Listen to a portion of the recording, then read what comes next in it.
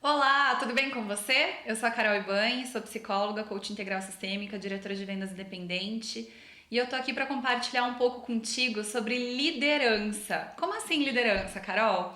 Eu quero conversar com você sobre o quanto as emoções estão no nosso dia a dia, em todas as decisões que a gente toma e o quanto nós podemos ser líderes da nossa própria vida e das pessoas que nos rodeiam.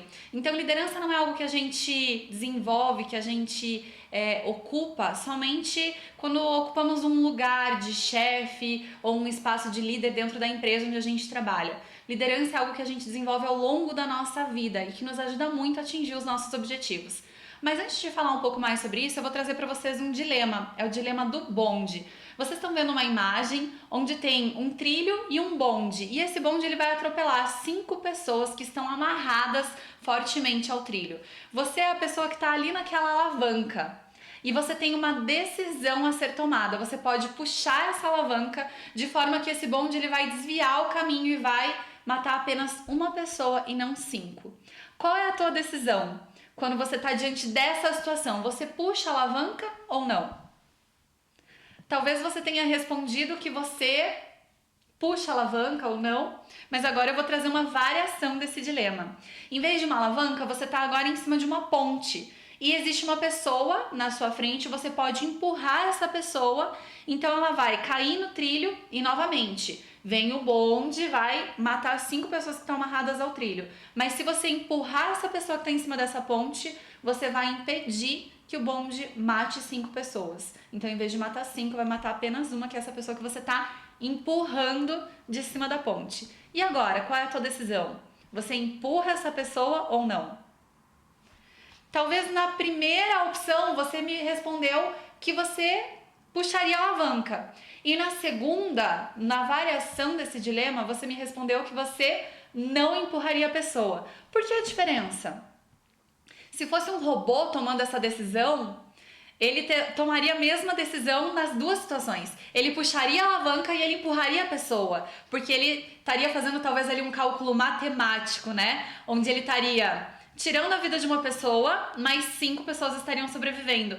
Porém, quando a gente fala de decisões humanas, a gente acaba passando pelas emoções. E quando a gente passa pelas emoções, as nossas decisões elas podem ser diferentes. Então, para tomar uma decisão, a gente ativa mais o córtex orbifrontal. E a gente sabe que essa região do cérebro, ela está relacionada às emoções. Aliás, digo mais, quando eu coloco a segunda variação do dilema, quando eu coloco a segunda opção, através de estudos foi comprovado que existe uma maior ativação desse córtex orbifrontal. Ou seja, na segunda imagem do dilema, onde existe uma ponte, foi comprovado nessas pesquisas que as emoções são ativadas mais fortemente. Então, por isso, fica mais difícil para algumas pessoas tomar uma decisão de empurrar a pessoa, porque ela acaba tendo mais sentimentos envolvidos naquela decisão do que de simplesmente puxar uma alavanca. Então eu trago para vocês uma outra variação desse dilema que comprova ainda mais o quanto as emoções estão vinculadas às nossas decisões, o quanto elas realmente impactam na nossa vida. Se eu colocar uma imagem com o mesmo dilema, o trilho do trem, 5 pessoas amarradas, você em cima de uma ponte tem uma pessoa na sua frente e você pode empurrar essa pessoa para salvar 5 pessoas, só que essas 5 pessoas agora são seus familiares. Essas 5 pessoas agora são as 5 pessoas que você mais ama. Talvez o seu pai, a sua mãe, os seus filhos, as pessoas mais próximas a você. E agora você pode empurrar uma pessoa lá de cima da ponte, essa pessoa vai morrer, mas você vai salvar as 5 pessoas que você mais ama. E agora, qual é a tua decisão? Se antes talvez você tivesse dito que você não empurraria a pessoa lá de cima da ponte, agora eu tenho quase certeza que você vai dizer que sim, que você empurra a pessoa de cima da ponte. Por quê? Agora você trouxe ainda mais emoção, ainda mais sentimento, porque você colocou as 5 pessoas que você mais ama nesse trilho amarradas. Então, mais emoção te faz tomar uma decisão diferente. Existem outros estudos que eles comprovam o quanto as emoções fazem parte do nosso dia. É importante a gente tomar consciência disso, da importância das emoções. Então, um deles fala sobre Coca e Pepsi. Hoje, se eu te perguntar, você prefere Coca-Cola ou Pepsi? Qual é a tua resposta? Talvez a tua resposta seja o que a maioria das pessoas responde, Coca-Cola. Só que foi feito um estudo onde existia ali o copo da Coca-Cola e da Pepsi sem o rótulo. E as pessoas provavam e diziam qual elas mais gostavam. Adivinha qual é o refri preferido? Qual é o que elas mais gostam? Coca ou Pepsi? Sem saber do rótulo, é Pepsi. As pessoas em estudo científico preferem Pepsi em vez de Coca. Só que quando a gente coloca o rótulo, quando é colocado o rótulo nesses estudos, daí a preferência é a Coca-Cola. Por quê? Por conta do vínculo emocional que a marca Coca-Cola criou com seus consumidores. Então, independentemente de ser saudável ou não, quando a gente pensa em Coca-Cola, muito provavelmente a gente já imagina uma família reunida, já imagina o Natal. Então, existe um forte vínculo emocional que a marca construiu com o público. Tem um outro estudo que também mostra a importância das emoções. Ele fala sobre vinhos. Agora melhorou um pouco, né? Então ele fala sobre taças de vinhos que são colocadas na frente de várias pessoas e essas pessoas elas são convidadas a provar esse vinho. Só que alguns vinhos eles são colocados lá como sendo mais baratos e outros como mais caros. E daí as pessoas são questionadas a respeito daquela experiência, do quanto elas acharam prazeroso provar os vinhos mais baratos ou os vinhos mais caros. Elas falam que foi muito mais prazeroso tomar os vinhos mais caros, que elas sentiram mais prazer. E elas são monitoradas, o cérebro delas são monitorados. Então, quando monitoradas, realmente as áreas do cérebro associadas ao prazer têm uma maior ativação quando elas provam os vinhos mais caros. O que elas não sabem é que os vinhos têm o mesmo preço. É que são vinhos de mesmo valor. Só que por imaginarem que aqueles são mais caros, elas acabam ativando áreas cerebrais vinculadas ao prazer. Então, o que elas acreditam naquele momento impacta na fisiologia do cérebro delas. Olha só o quanto as emoções fazem inclusive, né? E o que eu acredito faz inclusive a fisiologia do meu cérebro mudar. Tem outros estudos que questionam o quanto o clima impacta na bolsa de valores. O clima impacta nas emoções, na forma como as pessoas se sentem. Prova disso é que países que fazem dias muito nublados ou que é muito frio, existe inclusive taxas de suicídio maior. Então, o clima ele impacta nas emoções e as emoções por sua vez impactam na bolsa e daí esses estudos trazem correlações entre o clima e o retorno que eu tenho na bolsa de valores. Então, em dias nublados, 9% de retorno, em dias ensolarados, 25% de retorno. Uau! Olha a diferença por conta do clima no retorno que eu tenho no mercado financeiro. Então, até na bolsa de valores, as emoções impactam, né? Porque o clima aí está relacionado com a forma e como as pessoas se sentem. E daí isso impacta também no retorno financeiro. Então, se você trabalha dentro de uma empresa, se você é gestor ou se você está pensando aí na tua equipe, na tua família, em todos os lugares onde você estiver inserido com pessoas, você precisa saber que as emoções elas vão estar assim fazendo parte das decisões a todo o momento. É importante entender essas emoções. E agora eu trago para vocês um questionamento sobre o quanto o mundo transformou ao longo do tempo e o quanto as transformações que foram feitas em grupo realmente impactaram significativamente no mundo. Né? Então, se a gente for pensar lá no mundo pré-histórico, onde o homem precisava sobreviver, o homem estava lá e ele precisava se defender dos animais selvagens, ele precisava conseguir alimento, então os desafios daquele mundo selvagem eram outros. Se eu pegasse a pessoa mais inteligente, um dos gênios da humanidade, Einstein, por exemplo, se eu colocasse Einstein nesse mundo pré-histórico, nesse mundo selvagem, quantos dias ele sobreviveria? Talvez ele não sobreviveria muitos dias, porque naquele mundo pré-histórico eu precisei de pessoas, de líderes que causaram grandes transformações e que através da comunicação com o seu grupo, através dessa liderança realmente conseguiram causar as grandes transformações para formar a sociedade que a gente conhece hoje. Então, a transformação do grupo, a transformação desses grandes líderes lá do mundo pré-histórico até os dias de hoje é que possibilitou os grandes avanços da humanidade. É claro que os grandes gênios contribuíram muito, mas eu preciso pensar no quanto as pessoas que foram líderes e que causaram essas transformações possibilitaram a gente viver no mundo que a gente conhece hoje. E quando a gente fala de liderança, existem diferentes tipos de líderes, né? Quando eu falo do líder chefe, aquele líder que ele provavelmente ocupa um cargo de chefe, lidera uma equipe, pode ser que ele tenha uma liderança dissonante ou ressonante. Como assim? Pode ser que o estilo de liderança dele seja mais dissonante no sentido de ser uma liderança pelo medo, onde ele fala para os seus liderados do que ele precisa fazer e a recompensa é muitas vezes somente o salário. Ou pode ser que eu traga um líder ressonante, que é aquele líder que está à frente, é aquele líder que explica o porquê, que ele utiliza muitas vezes de gatilhos mentais e que ele traz a equipe junto com ele. Eu não consigo ser líder se eu tiver uma postura dissonante daquelas pessoas que eu não pago um salário, por exemplo. Mas eu consigo ser líder das pessoas que eu não pago um salário se eu tiver uma liderança ressonante, se eu estiver realmente à frente dessas pessoas. E para a gente pensar um pouquinho mais sobre isso, da diferença do líder dissonante e ressonante, é importante aí falar que é comprovado através de estudo, né? Então, se você hoje lidera pessoas, pensa sobre isso. É comprovado através de estudo que quando as pessoas lembram de um líder dissonante, ou seja, aquele líder que causava medo, aquele líder autoritário, as áreas cerebrais que são mais ativadas são aquelas áreas que estão associadas à atenção reduzida, que estão associadas à compaixão diminuída e emoções negativas. Então, se hoje existe um líder que é dissonante, ele vai provocar nas pessoas uma resposta, né, comprovada através de estudo científico aí, uma resposta de atenção comprometida, reduzida, de compaixão diminuída e de emoções negativas. Não é essa a resposta que a gente quer provocar nas pessoas ao nosso redor, certo?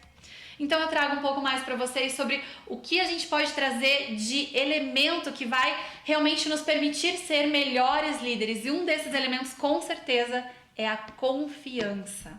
Quando a gente consegue gerar confiança nas pessoas, a gente consegue muitos resultados positivos. Vocês vão ver aí o sucesso corporativo relacionado à confiança. Então eu consigo ter mais energia, eu consigo ter mais aproveitamento, eu consigo ter mais produtividade, eu consigo ter mais satisfação do trabalho, consigo ter percepção de conquista, proximidade com os colegas, alinhamento com o propósito da empresa, consigo ter mais intenção de permanecer naquele grupo de trabalho, pode ser na família, naquela empresa.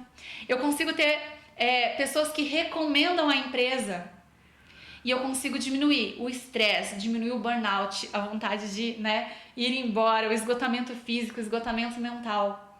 Então, quando eu gero confiança nos espaços onde eu ocupo, eu consigo gerar um monte de efeitos positivos.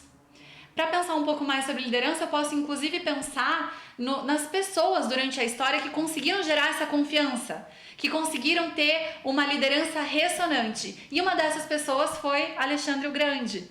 No filme de Alexandre o Grande aparece ele à frente da batalha e inclusive dá pra ver a diferença dele na frente da batalha e do exército inimigo. Tem uma cena onde ele vai batalhar, que ele vai combater um exército muito maior do que o exército que ele tem. Porém, a diferença é grotesca, né? É muito diferente a forma como ele lidera o exército dele e o outro exército se comporta, e o líder do outro exército se comporta. Como que Alexandre o Grande faz?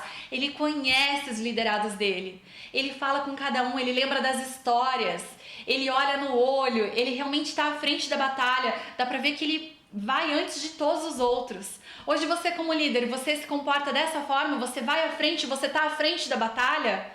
Quando você quer que as pessoas comprem uma ideia que você acredita que seja positiva para o grupo, quando você quer que um objetivo seja cumprido, pode ser na tua família, pode ser no teu local de trabalho, você está à frente? Você é o primeiro a dar um passo? Ou você simplesmente fala para as pessoas irem na sua frente?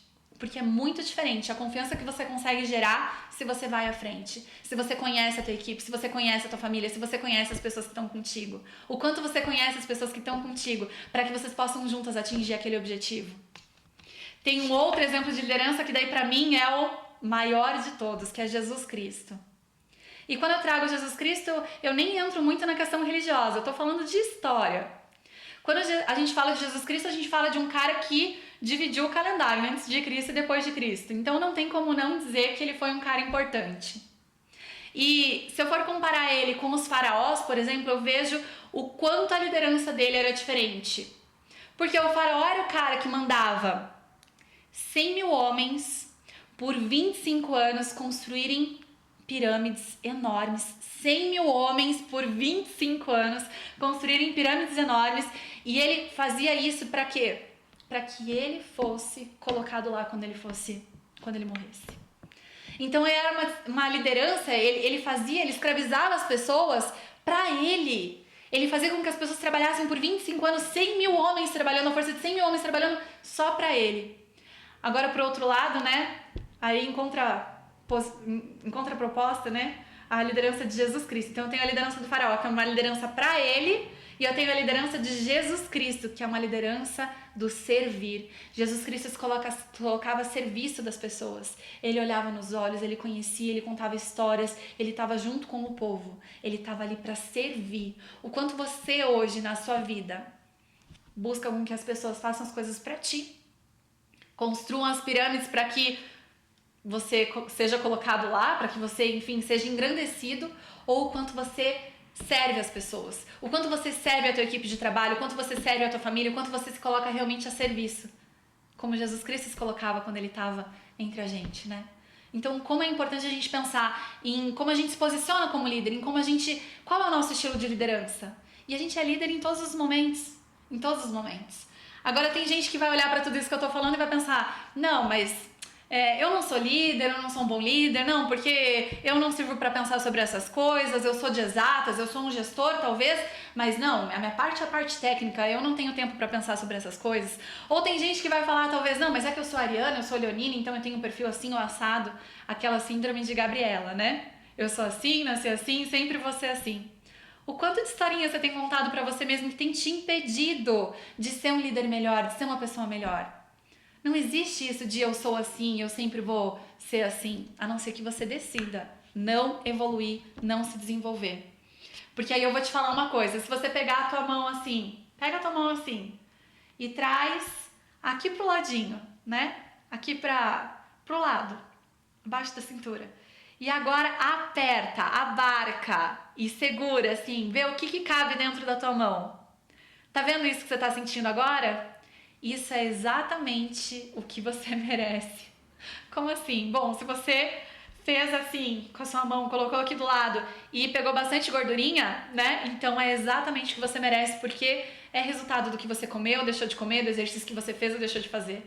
Agora, se você fez isso e não deu pra pegar muita gordurinha, né? Barriga tanquinho, então é porque também é resultado do que você comeu, deixou de comer, do exercício que você fez ou deixou de fazer. Então a vida que você tem hoje, o resultado que você tem hoje com a tua equipe, com a tua família, é exatamente o resultado que você merece. Agora é claro que não é o que você fez no passado que vai te levar adiante. Então é o que você faz hoje. Se hoje você pegou aqui do lado e viu que tem bastante gordura e não é o resultado que você quer ter uma velhice saudável, ou, né, enfim, olhando para tua equipe aí, se você hoje olha para tua equipe, se você olha para tua família, se você olha para as pessoas que estão ao teu redor e não é o resultado que você quer ter, então a partir de agora, desse momento, você pode fazer coisas diferentes para ter um resultado diferente. Porque loucura é querer ter um resultado diferente e continuar fazendo exatamente as mesmas coisas. Não tem como. Se eu quero ter um resultado diferente, eu preciso fazer algo novo, eu preciso fazer algo diferente. E uma das coisas, com certeza, que eu posso fazer diferente, que é o que você está fazendo aqui agora, é buscar conhecimento. É buscar conhecimento para poder aprender a fazer diferente. Então, parabéns por estar assistindo, parabéns por estar se capacitando, parabéns por estar refletindo sobre tudo isso. E dentro desse conhecimento, nos conhecimentos que são pouco desenvolvidos, pouco explorados e que com certeza merecem atenção, é a gestão das nossas emoções.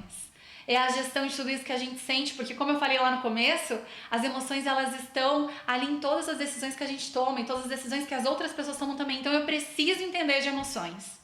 Muitas vezes quando eu falo de emoções, e daí eu vou te falar, se você hoje fosse dizer assim, de alguém que é um carrasco na sua vida, de alguém que muitas vezes te puxa para baixo, de alguém que muitas vezes te pune, quem é essa pessoa?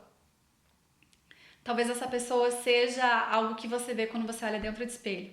Porque muitas vezes a gente é carrasco da gente mesmo.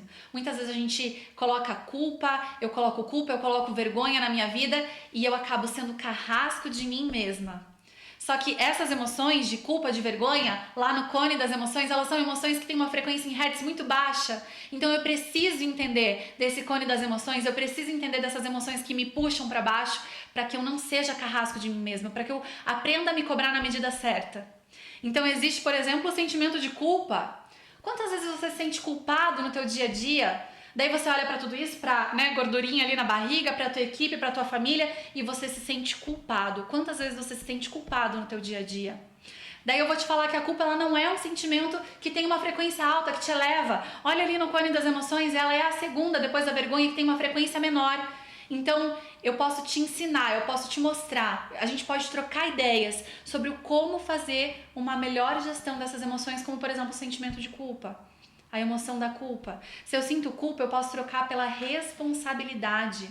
Eu posso me questionar quando eu me sinto culpada. Pera, isso que eu tô me sentindo culpada é responsabilidade minha ou é responsabilidade de outra pessoa? Por exemplo, meu filho. Meu filho não tá indo bem nas provas da escola. Ok, então isso é minha responsabilidade ou é responsabilidade dele? Talvez, perguntando se é minha responsabilidade, eu chegue à conclusão de que a responsabilidade é dele. Ele que precisa estudar, ele que precisa se dedicar na hora da prova. A minha responsabilidade como mãe é acompanhar, é incentivar os estudos, é realmente incentivá-lo a tirar uma nota boa, mas a responsabilidade é dele. Então aquele sentimento de culpa vai embora, eu consigo entender. Quando eu consigo entender que a responsabilidade não é minha, eu consigo entregar a responsabilidade pro outro. Eu consigo sentar com meu filho e falar: filho, a responsabilidade é tua. A mãe tá aqui pra te apoiar, a mãe tá aqui pra estudar contigo, mas a responsabilidade é tua. E se eu percebo que a responsabilidade é minha? Então eu consigo corrigir caminhos. Mas a culpa ela te paralisa, a responsabilidade por outro lado não. Poxa, peraí, eu tô errando nesse ponto, então a responsabilidade é minha. Eu me senti culpada e a culpa, a emoção, ela é um indicativo. Ela é ótima porque ela nos mostra alguma coisa importante sobre a gente mesmo. Mas eu consigo, trocando a culpa pela responsabilidade, rever os meus caminhos. Então eu consigo decidir, então se eu me sentir culpada, isso é um indicativo importante de que talvez eu tenha que ter uma atitude diferente. E daí eu consigo decidir fazer diferente. A responsabilidade, ela realmente me dá essa abertura para refazer os caminhos. Eu vou conversar com vocês sobre as outras emoções. Eu vou conversar com vocês sobre essa escala de emoções e como a gente administrar melhor as emoções. Esse foi a nossa primeira conversa, vocês vão acompanhar aí muitas outras e com certeza tem muita coisa pra gente conversar ainda sobre isso. Se você gostou, me chama, escreve, me pergunta. Eu vou deixar os meus contatos para que você me siga no Instagram, me procure pra gente poder trocar ideias e eu volto a falar sobre isso com vocês. Um grande beijo e que a gente tenha muito, muito, muito sucesso decidindo dar o nosso melhor como líder, fazendo uma melhor gestão das nossas emoções e se conhecendo cada vez mais. Um beijo!